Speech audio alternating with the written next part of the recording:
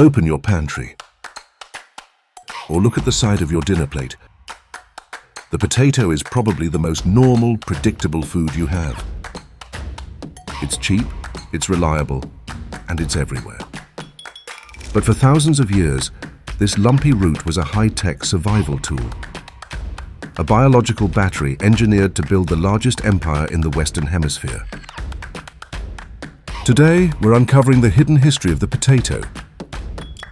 From the Incan freeze-drying labs that created food capable of lasting for a decade, to the royal mind games used to trick an entire continent into eating a forbidden plant, to the biological disaster that turned a genetic miracle into a weapon of mass starvation.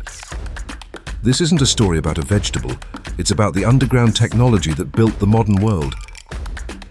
This is the hidden history of the potato: calories, conspiracy, and collapse. In the thin, freezing air of the high Andes, survival isn't about luck, it's about engineering. 8,000 years ago, near the shores of Lake Titicaca, humans began a biological project that would eventually feed billions. The potato. Botanically, it's a tuber, a swollen underground energy bunker for the Solanum tuberosum plant. It's a member of the nightshade family, a cousin to tobacco and deadly belladonna. For the wild plant, the tuber is a survival tool. For the humans who found it, it was a biological puzzle. They didn't just find the potato, they tamed it. Wild potatoes were often toxic, packed with bitter nitrogen-based compounds called glycoalkaloids to ward off predators. Through millennia of selective breeding, Andean farmers reduced the toxins and created thousands of varieties, each specialized for a different mountain microclimate. But the true genius of the Andes wasn't just the crop, it was the preservation. They invented the world's first freeze-drying process. This is chuño. By exposing potatoes to the sub-zero nights and the blistering solar radiation of the day, the moisture was forced out. The result was a mummified potato, a food that was light as cork, rock hard, and capable of being stored for over a decade without rotting. This was the logistical backbone of the Inca Empire. It allowed them to move armies across thousands of miles without foraging. The Inca built a network of thousands of storehouses called kulkas. They were the world's most advanced grain and root elevators. While European kings were one bad harvest away from collapse, the Inca were sitting on years of surplus. They had conquered the seasons. But in the 1530s, this isolated agricultural paradise was invaded by the Spanish, who didn't care about food. They wanted gold. They found the potato, but they didn't understand it. To the Spanish, it was just a strange, misshapen root for the poor. Little did they know, they were carrying back a biological treasure far more valuable than the silver of Potosi. The potato was about to leave its mountain laboratory and enter a world that was absolutely terrified of it. When the potato first touched European soil in the late 1500s, it didn't arrive as a savior. It arrived as a monster. To the Renaissance mind, everything had a place in the great chain of being. Bread came from grain that reached for the heavens. The potato grew in the dark, cold clods of the earth. There was a deeper, more superstitious problem. The Bible. It mentioned wheat, grapes, and olives, but nowhere in the scripture was there a mention of the potato. This led to a terrifying nickname: the devil's apple. In many parts of Europe, it was whispered that because it was a nightshade, eating it would cause leprosy. Botanists didn't help. In 1597, the English herbalist John Gerard published his famous Herbal, but he mistakenly claimed the potato came from Virginia, not Peru. This botanical confusion lasted for decades. Meanwhile, the plant was treated as a dangerous aphrodisiac, a medicinal oddity, or simply pig food. In 1640, the Parliament of Besançon in France officially banned the cultivation of the potato, claiming it dissolved the blood and caused disease.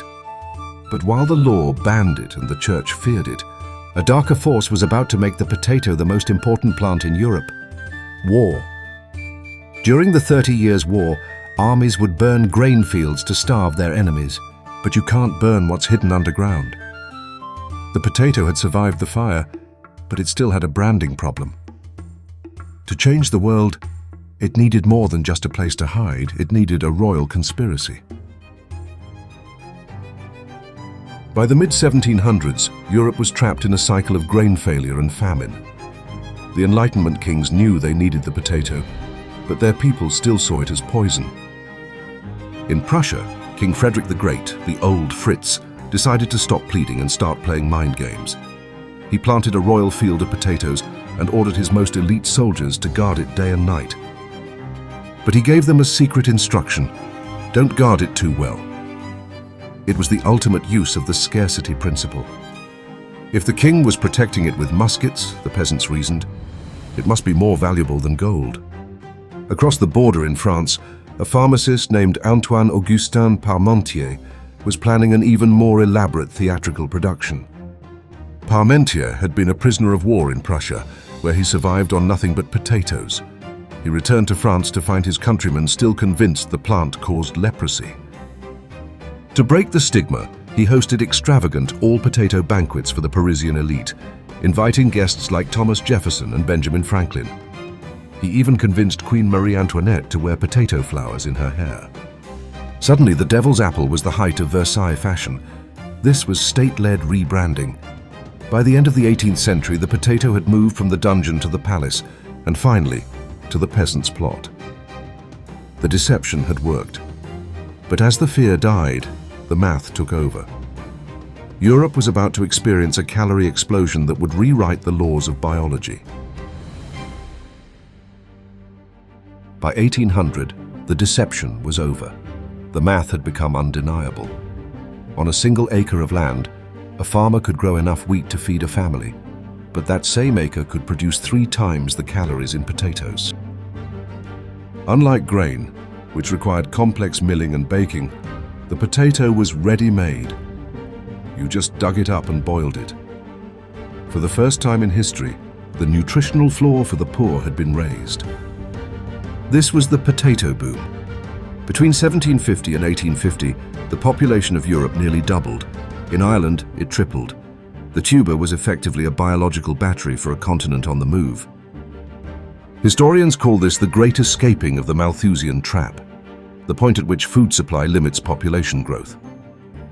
Before the potato, population was limited by the land's ability to grow grain. The potato broke the lock. This sudden surplus of humans provided the raw muscle for the Industrial Revolution. It fed the coal miners in Wales, the factory workers in Manchester, and the soldiers in Napoleon's Grande Armée. In the words of historian Adam Smith, no food can afford a more decisive proof of its nourishing quality. And the potato had become the silent engine of the modern world. But the engine was running on a dangerous, invisible defect. In the rush to feed millions, Europe had abandoned the thousands of Andean varieties for just one, the high-yielding lumper. Humanity had traded diversity for density. And across the Atlantic, a microscopic hitchhiker was preparing to make them pay for that trade. By the 1840s, Ireland had become a biological experiment. Nearly half the population, over 4 million people, relied on a single crop for nearly 90% of their calories. That crop was the lumper. It was a high-yielding, watery tuber that thrived in Ireland's damp, poor soil. But the lumper had a secret weakness. It was a clone. Because potatoes are grown from eyes rather than seeds, every lumper in Ireland was a genetic copy of the first one brought over. If a disease could kill one, it could kill them all. In 1843, a mysterious leak occurred. A fungus-like microorganism called Phytophthora infestans hitched a ride on a ship from North America to Belgium. It spread with terrifying speed. In the damp, windy summer of 1845, the blight crossed the Irish Sea. It didn't just kill the plants, it liquefied them. The smell was the first warning, a sickening, sweet rot that hung over the valleys like a funeral shroud. Within weeks, the lush green fields of Ireland turned into black graveyards. The potato, the very thing that had allowed Ireland to thrive, had become its executioner. and the world was about to watch a biological failure turn into a human atrocity. In 1845, the blight was a natural disaster. By 1847, it had become a man-made catastrophe. This wasn't just a story of a failing crop, it was a story of a failing empire. While millions starved, the hidden history reveals a brutal paradox. Ireland remained a massive exporter of food. Grain, cattle and butter were shipped out under armed guard to England, while the people who grew them ate grass to survive. In London, the Assistant Secretary to the Treasury, Charles Trevelyan, viewed the famine not as a tragedy to be stopped, but as a judgment of God to reform the Irish character. This was the peak of laissez-faire economics. The British government refused to intervene in the natural market, even as the population vanished. The results were apocalyptic. It's estimated 1 million people died of starvation and disease. Another million fled on coffin ships, overcrowded, disease-ridden vessels bound for North America. Ireland's population collapsed by 25%. It is one of the only places on Earth today with a lower population than it had in 1840. The Great Hunger left a permanent scar on the human psyche. It proved that the potato was a double-edged sword. It could build an empire, but its failure could erase a nation. But the potato wasn't finished with history. As the Irish diaspora spread across the globe, they took the memory of the tuber with them into the laboratories of a new industrial age. By the late 1800s, the potato had a new home, the volcanic ash of Idaho. But the tubers of the past weren't built for the future. They were too lumpy, too thin-skinned, and they rotted in the heat of a steam train. In 1872, a young horticulturist named Luther Burbank found a rare seed ball on a potato plant. It was a genetic lottery ticket. From those seeds, he grew the Burbank, a potato so massive and sturdy it could survive a 2,000-mile journey. But the real transformation happened during World War II. The military needed a way to feed millions of soldiers without shipping water. The solution? Dehydration. It was here that J.R. Simplot, an 8th-grade dropout turned billionaire, built a dehydration empire. He realized that the potato wasn't just food. It was a logistics problem disguised as a vegetable. After the war, Simplot pivoted. He used the same industrial drying technology to invent the frozen French fry. The secret wasn't the heat, it was the blanching. By the 1960s, Ray Kroc and McDonald's needed total consistency. Every fry in every city had to be exactly the same length and the same gold. The russet Burbank was the only potato that could handle the math.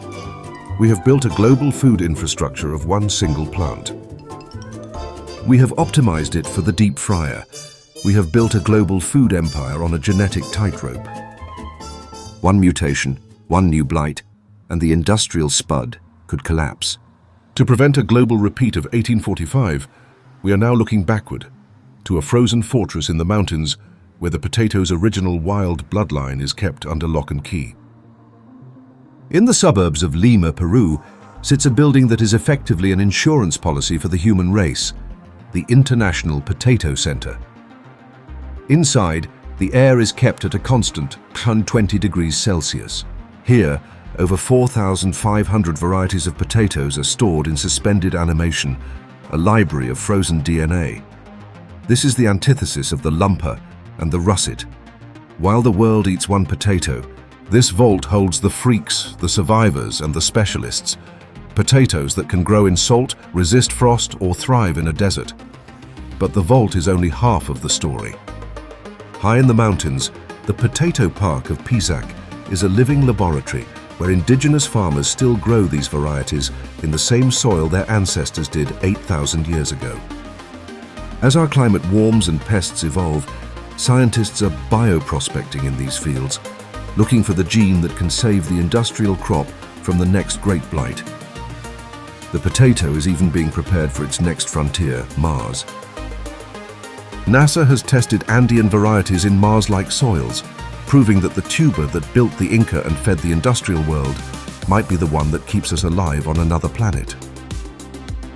From a toxic weed in the Andes to a royal luxury, from a cause of famine to the fuel of the factory, The potato has always been more than a vegetable. It is a biological technology that we are still learning how to control. The question isn't if we will need the potato again, but if we've kept enough of its history alive to save ourselves.